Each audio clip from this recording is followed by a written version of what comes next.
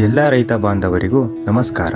ಕೆಳದಿ ಶಿವಪ್ಪ ನಾಯಕ ಕೃಷಿ ಮತ್ತು ತೋಟಗಾರಿಕೆ ವಿಜ್ಞಾನಗಳ ವಿಶ್ವವಿದ್ಯಾಲಯದ ಕೃಷಿ ಮಹಾವಿದ್ಯಾಲಯ ನವುಲೆ ಶಿವಮೊಗ್ಗದ ಅಂತಿಮ ವರ್ಷದ ವಿದ್ಯಾರ್ಥಿಗಳಾದ ನಾವು ಗ್ರಾಮೀಣ ಕೃಷಿ ಕಾರ್ಯಾನುಭವ ಕಾರ್ಯಕ್ರಮದ ಅಂಗವಾಗಿ ಶುದ್ಧ ಹಾಲು ಉತ್ಪಾದನೆಯ ಕ್ರಮಗಳ ಬಗ್ಗೆ ಮಾಹಿತಿ ನೀಡುತ್ತಿದ್ದೇವೆ. ಮೊದಲಿಗೆ ಹಸುವಿನ ಶುಚಿತ್ವ. ಶುದ್ಧ ಹಾಲು ಉತ್ಪಾದನೆಯಲ್ಲಿ ಹಸುವಿನ ಶುಚಿತ್ವವನ್ನು ಕಾಪಾಡಿಕೊಳ್ಳುವುದು ಅತ್ಯಗತ್ಯ. ಆದ್ದರಿಂದ ಪ್ರತಿದಿನ ಹಸುವನ್ನು ಸ್ವಚ್ಛವಾಗಿ ತೊಳೆಯಬೇಕು.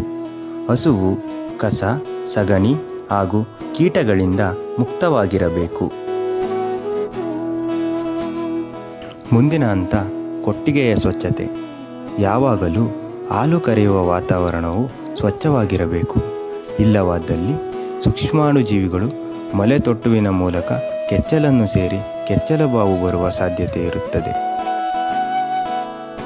ಸ್ವಚ್ಛವಾದ ಕೊಟ್ಟಿಗೆಯಲ್ಲಿ ಹಸುವನ್ನು ಕಟ್ಟಬೇಕು. ಹಾಲು ಕರೆಯುವಾಗ ಹಸುವನ್ನು ಕಾರ್ಯನಿರತವಾಗಿಡುವ ಉದ್ದೇಶದಿಂದ ಹಿಂಡಿ ಅಥವಾ ಬೂಸವನ್ನು ಇಡಬೇಕು. ಹಾಲು ಕರೆಯುವ ಪಾತ್ರೆಯನ್ನು ಸ್ವಚ್ಛವಾಗಿ ತೊಳೆಯಬೇಕು. ನಂತರ ಹಾಲು ಕರೆಯುವ ವ್ಯಕ್ತಿಯು ಕೂಡ ತಮ್ಮ ಕೈಗಳನ್ನು ಸ್ವಚ್ಛವಾಗಿ ತೊಳೆದುಕೊಳ್ಳಬೇಕು. ಹಾಲು ಕರೆಯುವ ಮುನ್ನ ಉಗುರು ಬೆಚ್ಚನೆಯ ನೀರಿನಲ್ಲಿ ಕೆಚ್ಚಲನ್ನು ತೊಳೆಯಬೇಕು ಹಾಗೂ ತೊಳೆದ ನಂತರ ಒಂದು ಶುದ್ಧ ಒಣ ಬಟ್ಟೆಯಿಂದ ಚೆನ್ನಾಗಿ ಒರೆಸಬೇಕು.